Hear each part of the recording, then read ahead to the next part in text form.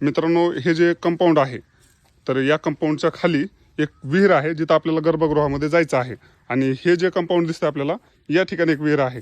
तर देशमुख साहेब, ही जी विहीर आहे ही तुम्ही काय विशेषता म्हणाल त्या विहिरीची? या विहिरीचं वैशिष्ट्य म्हणजे हे एकात एक दोन विहिरी आहे. ही अच्छा. समोर आपल्याला दिसते ती एक विहीर, हां आणि इकडे डाव्या बाजूला जी कमान आहे हां. तिथून दुसऱ्या विहिरीमध्ये जाता येतं. अच्छा, इकडल्या साईडला एक विहीर आणि इकडल्या इकडल्या साईडला साईडला एक विहीर. तर पाण्याचं आणि काहीतरी समोर विशेषता? जे आपल्याला दिसतंय हां. तो रस्ता आहे विहिरीमध्ये जायचा. अच्छा. म्हणजे महादेवाच्या मंदिरातून तिथे येता येतं. हां तर ही समोरच्या विहिरीमध्ये खारं पाणी हां. आहे, आणि ते कमानीतली इकडची डाव्या बाजूची जी विहीर आहे त्याच्यामध्ये तिथे गोड पाणी.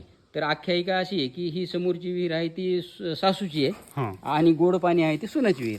सासूची आणि सुनाची. सासू सुनाच्या विहिरी असं नामकरण त्यावेळी पूर्ण झालेलं आहे. सासूचं जे आहे ते खारं खारं आणि सुनेचं आहे ते गोड. हां, sir. Thank you so much sir. हां. तर मित्रांनो, अशी एक आख्यायिका आहे जुनी, तर आणि आता आपण आपल्याला आता हे महादेवाच्या आतमध्ये मंदिरातून जाऊन खाली पाहायचंय जाऊ. कशा पद्धतीनं हे मंदिर आहे.